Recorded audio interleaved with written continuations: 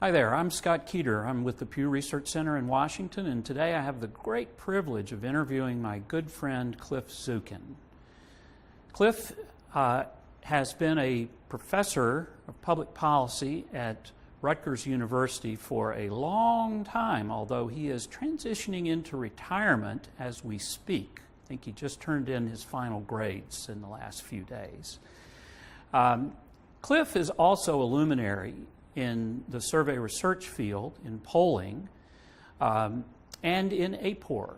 And I look forward to our conversation to explore his path into the profession and also what he's done over the years to earn the kind of respect that he has from his peers, and also maybe grudgingly from some politicians in New Jersey that he put in their place. Cliff is a native Bay Area Californian. He grew up on the golf course of Stanford University, caddying and helping out with people like Tom Watson. But he went to the University of Oregon as an undergraduate, so he's a duck. He went to Ohio State University for his PhD in political science. And then he went to Rutgers, and he has been there since leaving grad school at the ripe young age of 15 or 16, I think. You were very young at the time, if I recall. So I am very much looking forward to talking with Cliff about what he did, why he did it, and where he sees the field going, and about the AAPOR Association and his contributions to it, which have been enormous. So, let's get started. All right. Tell me a little bit about growing up in the Bay Area. Did that have anything to do with your interest in the Grateful Dead? It had, I grew up in the Bay Area when people were experimenting with drugs and free love and music, and it was all part of a cultural scene. And so all these things are interrelated, and it was also interrelated with politics. So in 1968, when I would have been 16, Martin Luther King was assassinated, Robert Kennedy was assassinated. There was a riotous convention in Chicago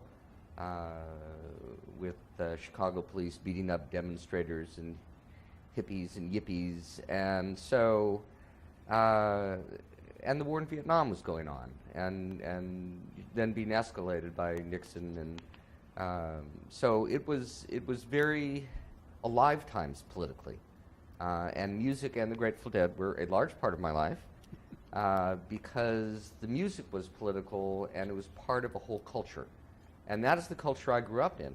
So it's like, I think about leaving California, and there are two things that I never understood. One is that the weather was perfect and there was never any reason to leave.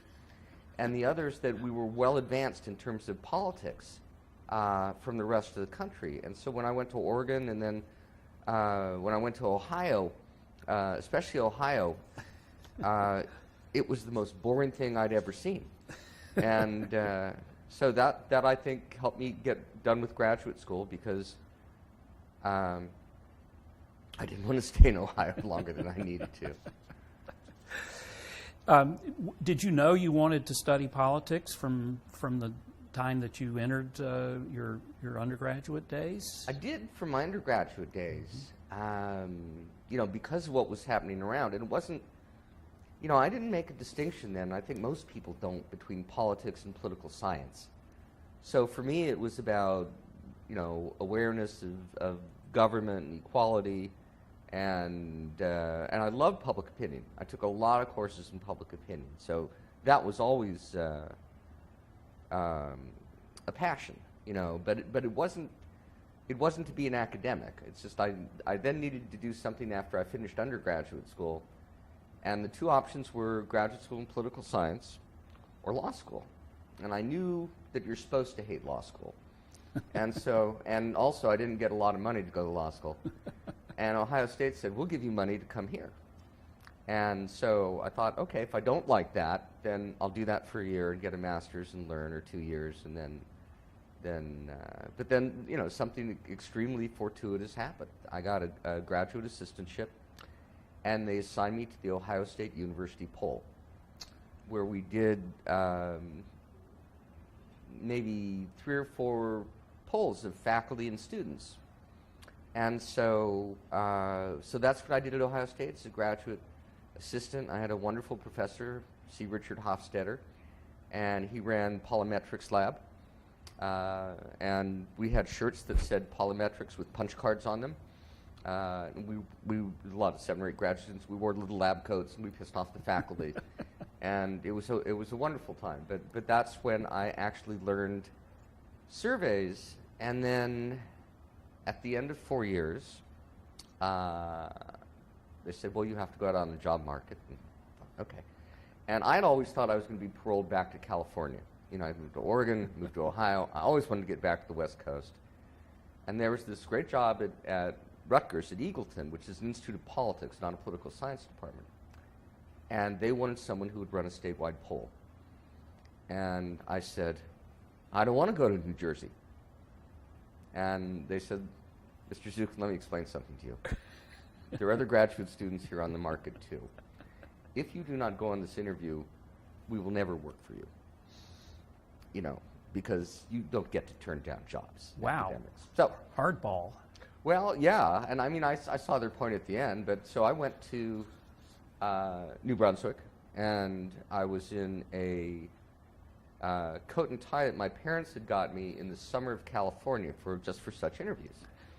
And so it was a summer suit from the Bay Area, which is nice and sunny. And so I interviewed in winter in New Jersey when there was snow on the ground, and it was about 20 degrees. And I got driven up the New Jersey Turnpike, which is belching smoke and refineries.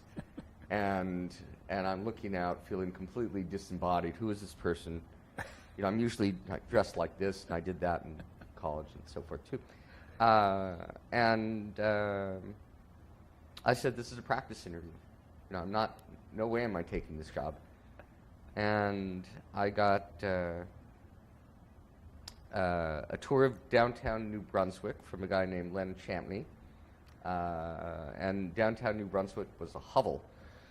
And, it was dangerous. And then I went into the Eagleton Institute of Politics for my interview the next day. And the Eagleton Institute of Politics is this huge stately mansion.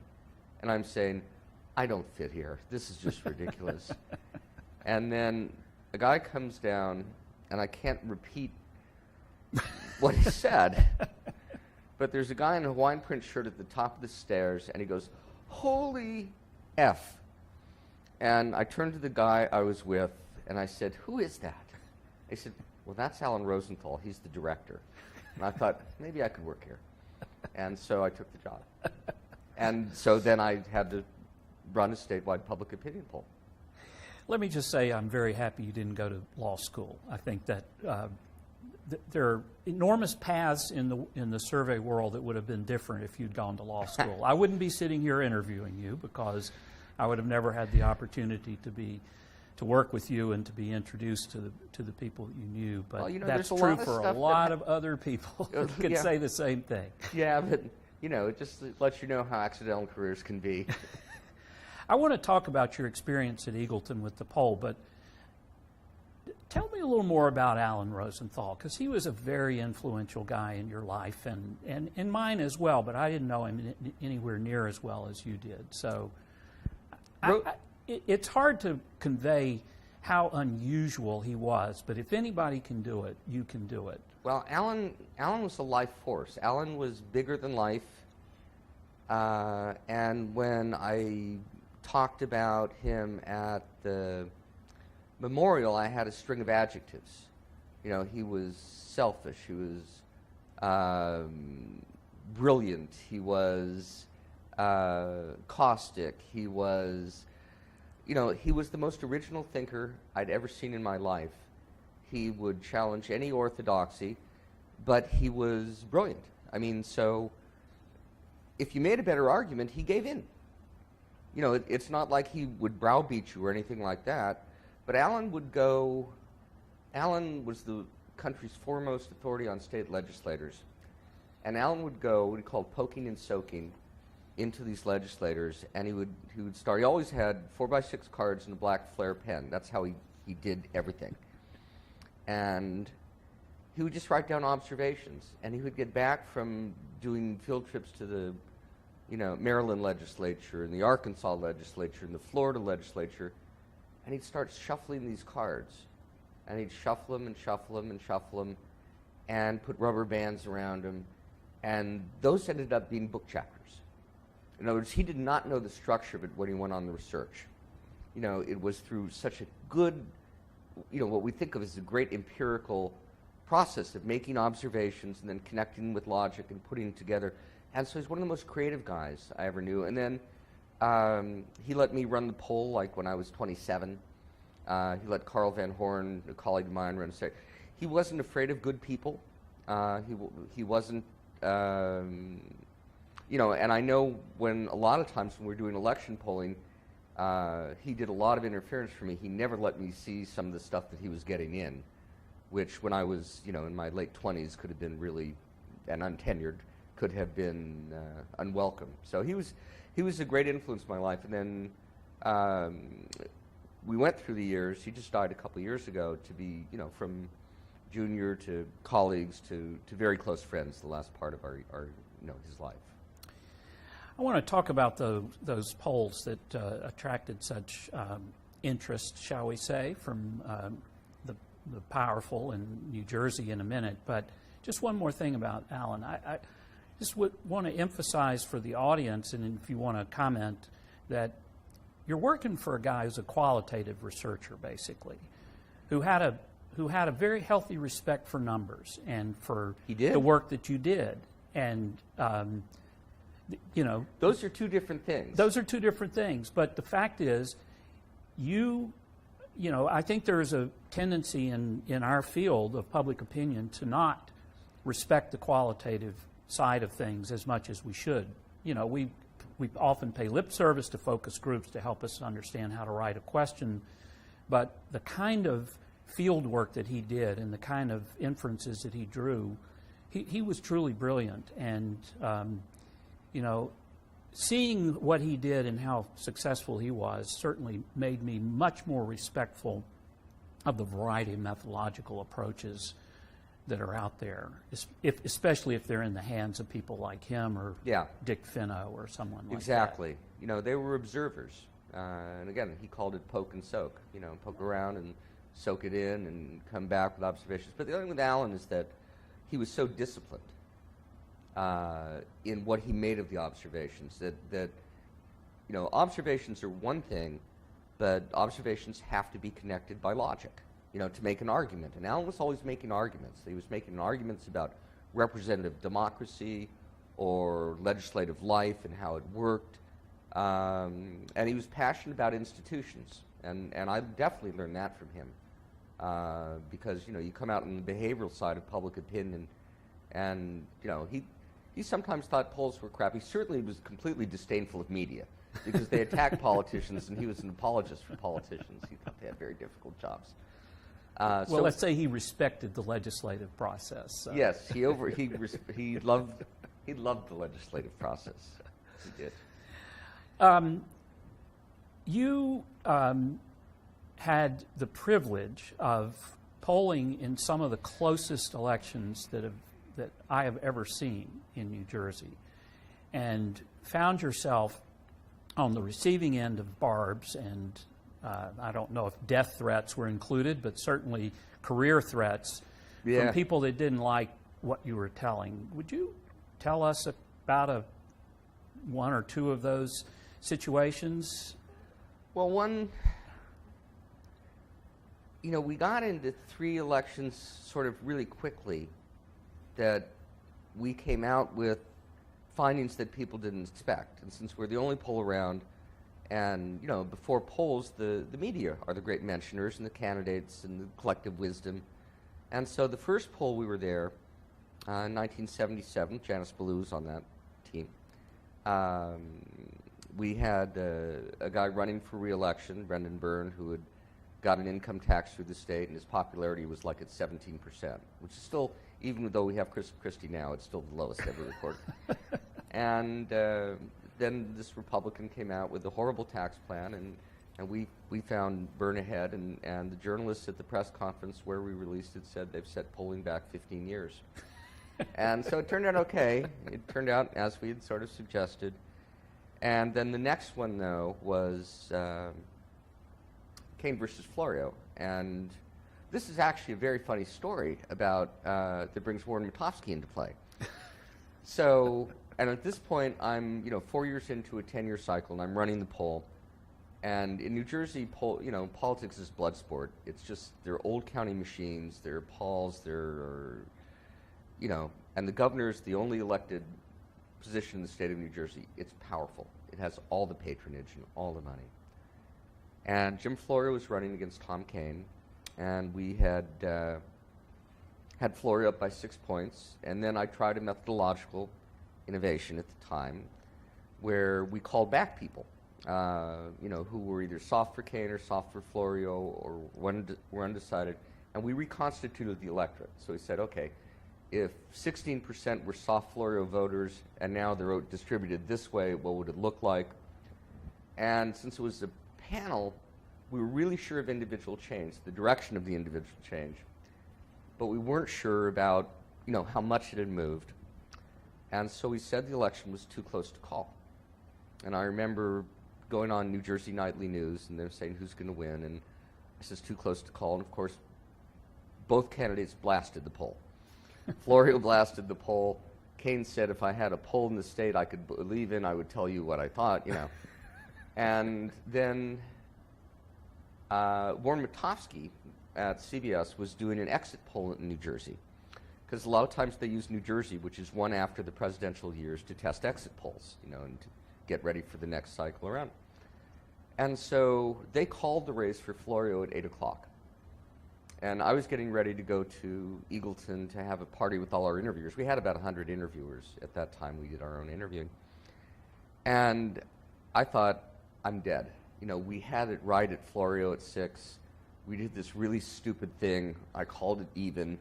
And now Florio's going to win by 6. And I'm not going to be able to wake up in the state tomorrow. And the president of the university is going to fire me personally. And it's just not going to be good. And so as the evening went on, it got a little closer, and then CBS retracted its call, and then no one called it by 9, and no one called it by 10, and no one called it by 11. And at this point, we're all drinking heavily, as happy as can be. I don't care who's elected governor. I could care less who's elected governor. And in fact, we didn't find out for a couple weeks after that who would have been elected governor. The election was like 868 votes. So that was one of them. But there were a lot of sleepless nights on election nights. Oh, man. And then there's no better feel the next morning when you get up, and you've only had like 5 hours sleep, but you're so buzzed you can't, and if you're right, then you have to, people congratulate you, and you can walk into the office, and Alan's not really mad at me. So, yeah. The president didn't come by and fire me? Fire you, that's good. Well, you had one other election I recall in which there were some threats made against the poll because of the way what you found in that. Yeah. Are you comfortable talking about that case? Yeah, sure. In hindsight, yes. So this was, and again, New Jersey, as you know, is an extremely ethically challenged state, and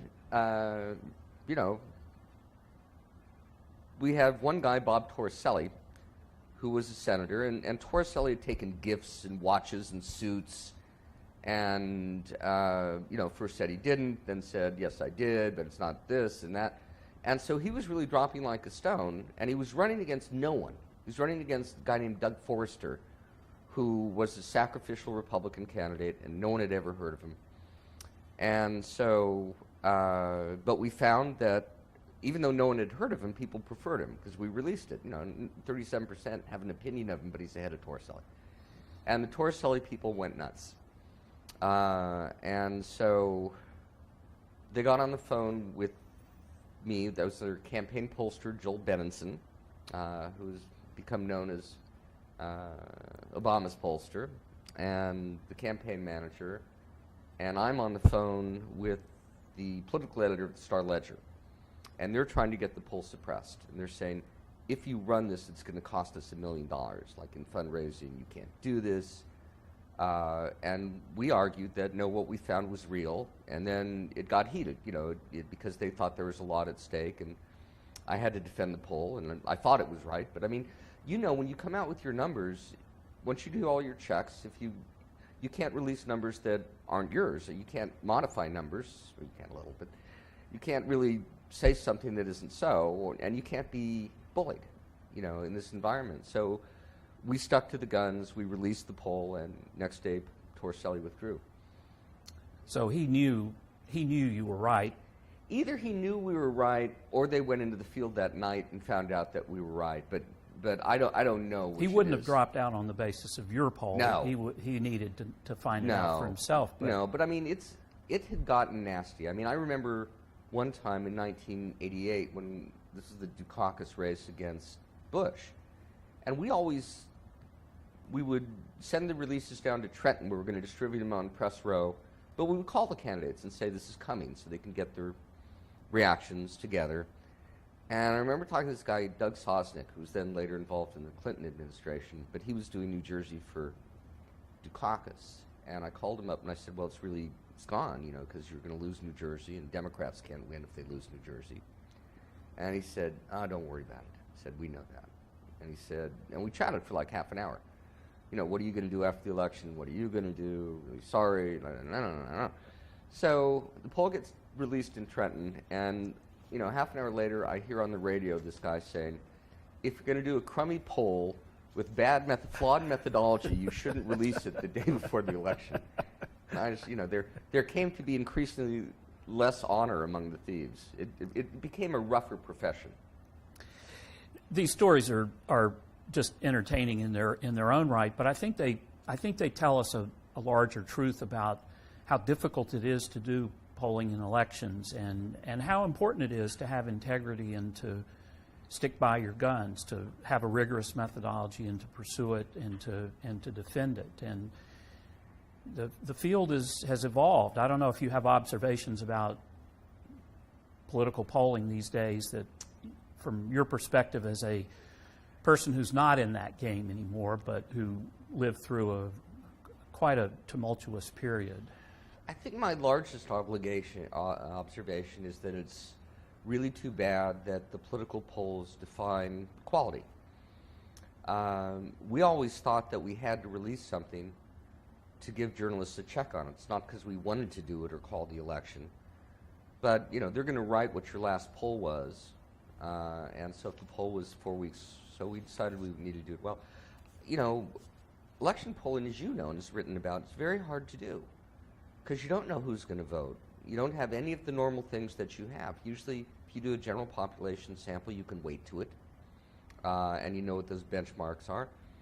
But you don't know who's voted till after the election's over. And so the poll 2 years ago in 2014 that sort of missed Republicans' surge, that was the lowest turnout since World War II.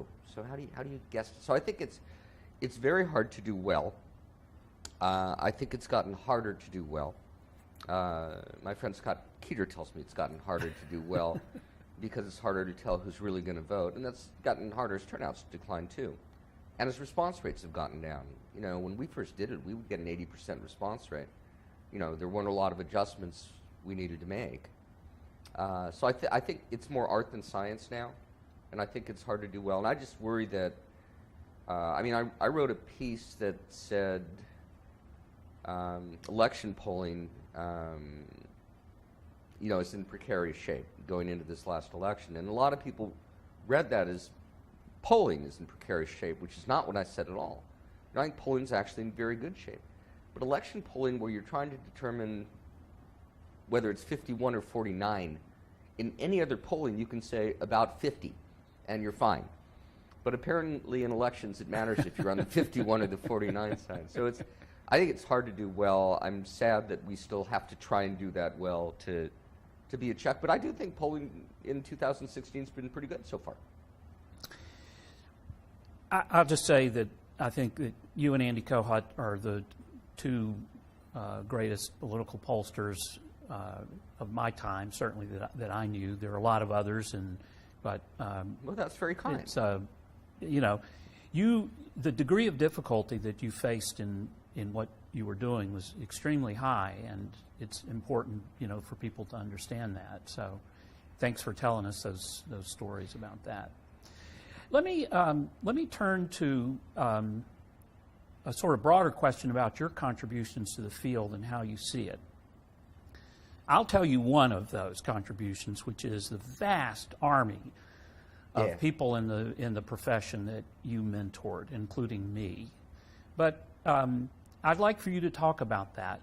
But if there are other things that you've done methodologically and the like that you want to talk about, or substantively, love to hear about those. But I definitely want to hear about the mentor role that you've played for so many wonderful I'll people. start with that because that's really what I'm most proud of in terms of looking back on a career.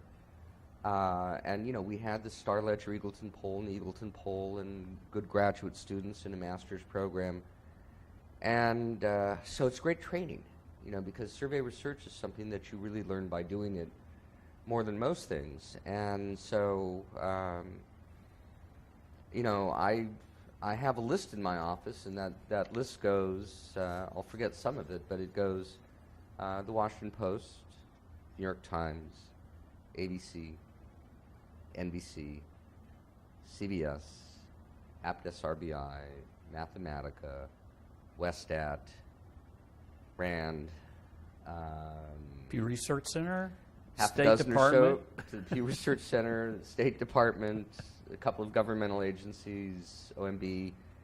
Yeah, and I love them, and I stay in touch with most of them. And so that's been just a pleasure. One of the things I've most liked about being an academic is mentoring graduate students. That's been probably the part of the job where I've gotten the most joy.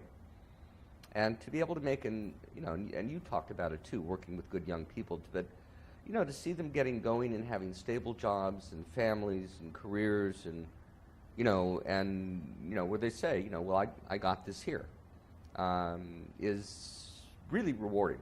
And so I'm proud of them. I'm proud of them. They're now, all over the place, and including 3 of them who are running public opinion polls in various places, and 2 or 3 who are professors in various places. Those are the failures. But yeah, that. And the other thing I think I'm proud of is starting the network of state polls. That was actually is a funny story in itself. The first thing I did when I got to Eagleton in July of 1977, they said, we want you to write up this survey we did of what it's like to live in New Jersey.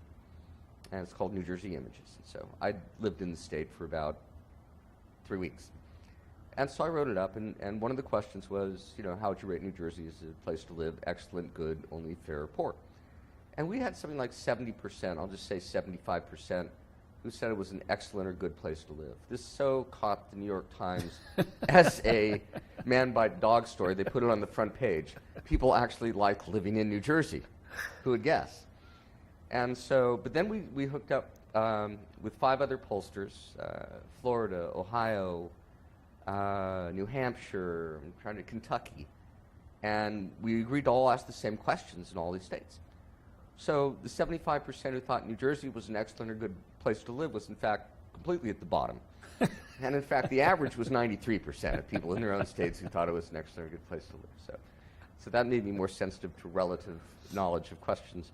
But we also then formed an organization that we met in Kentucky and got a grant to do this, and they elected me the first chair of the network of state polls. And today that's the Academic Association of Academic Survey Research Organizations that you talked about at Rutgers. Yeah. And there was maybe 30 or 40, and I thought of it when I was talking to them, and I thought, this is what I started in 1978. I thought, where have you been all this time? I've been waiting for you to come back.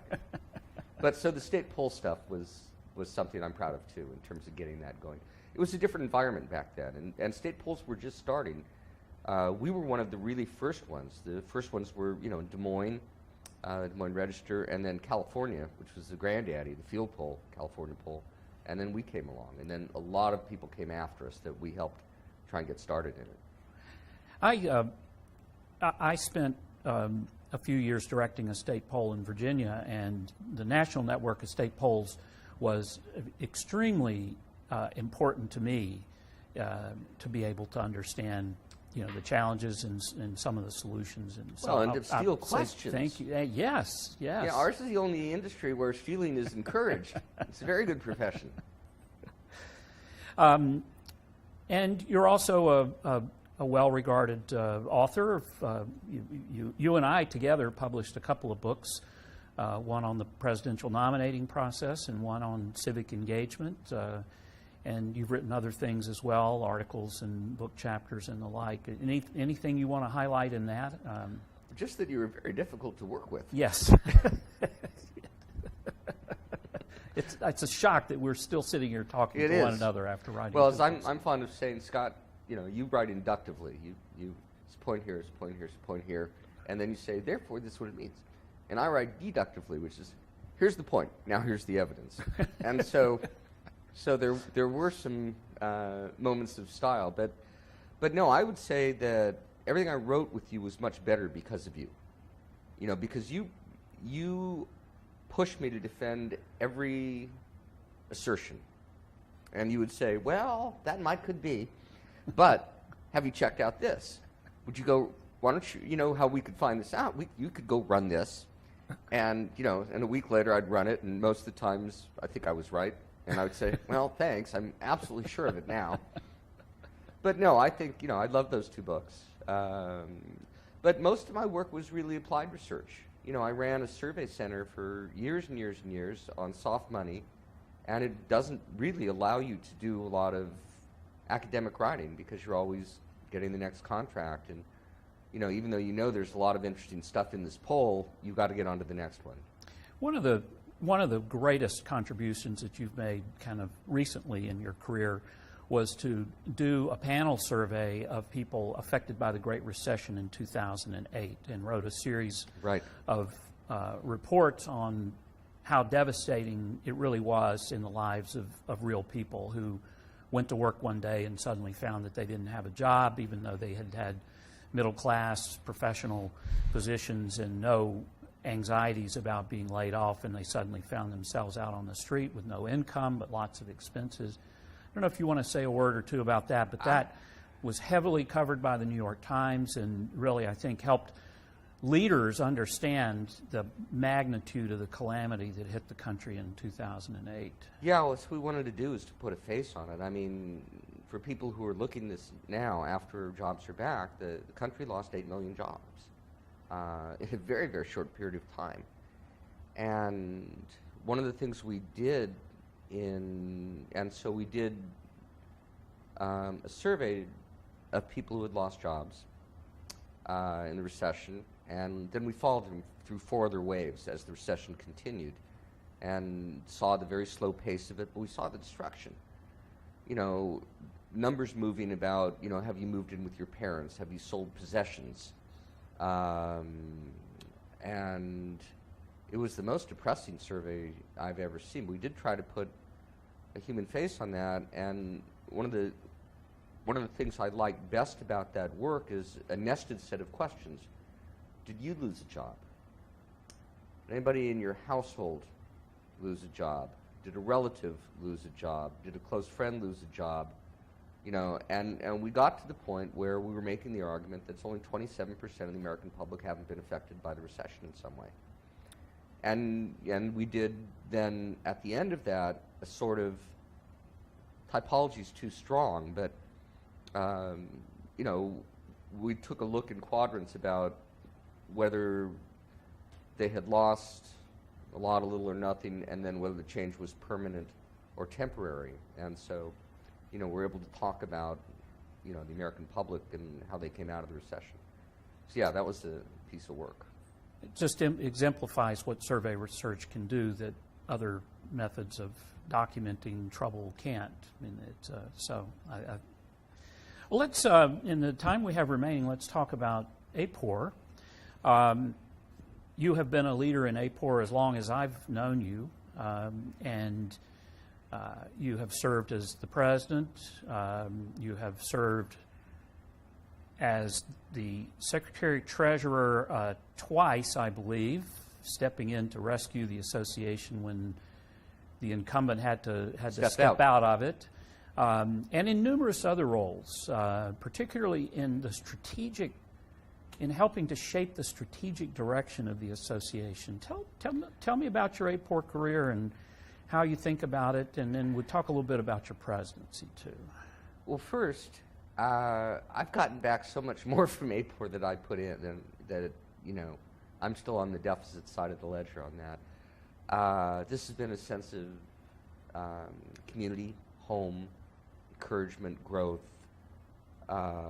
relationships with people who are dear friends over the years, and a source of ideas. I always came out of AAPOR saying, I could try this, or what I heard, this, let's try and do this. Let's see if this will work. It's been my disciplinary home, as opposed to being a political scientist, and I can't, it's made my life much richer and fuller professionally and personally. I just have such great affection for the association.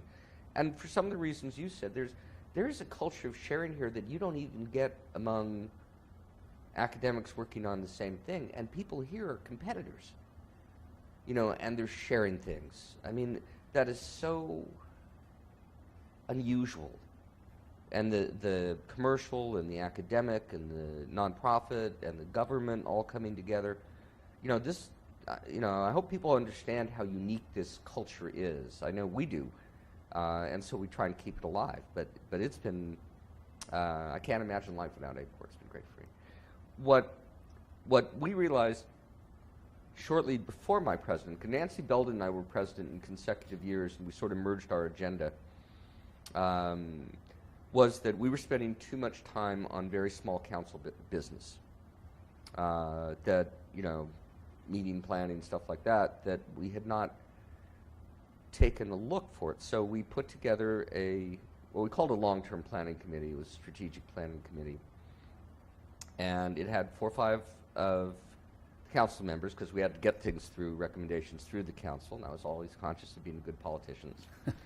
And then helpers like you and Nancy Mathewitz and a few others. And so we took a look at, ground zero look at the core areas that we did.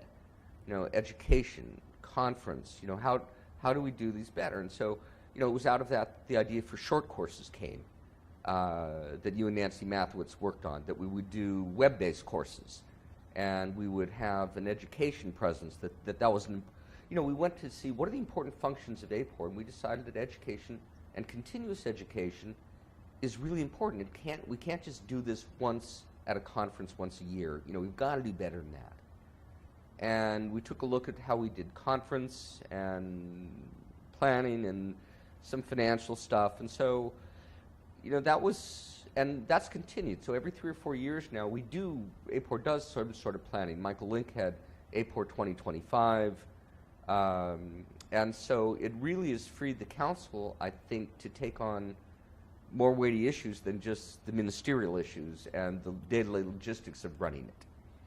And so I think that was a good, we had not done planning for a while. And so, I want to say that infrastructure is not at all sexy, but I'm glad we got that done. Because I think that enabled us to grow. And we've grown by 700 since then. I think when I was president 10 years ago, we were 1,400, and I think now we're 2,100. I'm very happy that we've grown well. I think we've kept pretty much the same values. If you ask me about what I think we've not done very well, I would say, to my chagrin, that we have become a survey methods organization. So we are here now in the Donald Trump is going to be nominated against Hillary Clinton. I haven't seen a paper on that, which to me is just astounding. And I understand that we're trying to figure out methods. That's the biggest test before us. And I think we're doing that well, but I do think that we're losing the public opinion side, and I think we've lost that battle, and I bemoan that. It's a subject that perennially comes up at the business meeting every year and talk about the metrics of how many substantive versus how many methodological papers. Public Opinion Quarterly remains pretty diverse in the that journal's respect. But the conference definitely has shifted more in that direction, but not that you haven't made a valiant effort to help keep the association's attention in the... I've given up. I admit defeat, and that's fine. I mean, it is what it is. I wish we had a stronger public opinion focus, but... We have ranged very widely here, and I'm sure that I have missed something that you think is important about your career, or something that you would like to say to the posterity that is the audience for this. And so please, what would you like for me to have asked you that I did not? I would have liked for you to have asked me how important Scott Keeter's been in my whole career. Because you and I have been very close friends for over 30 years, and I don't sometimes know where one of us lets off and the other begins in terms of thoughts and influence. I can't even tell you what was my own work in some cases now and what was yours. But it's been a terrific friendship, and I think that I know I wouldn't have achieved what I've been able to achieve without that dear friendship, so I want to thank you for that. The feeling is mutual. Thank you very much. Anything else? That was it, Captain. All right. Good doing business with you over the years. Good doing business with you.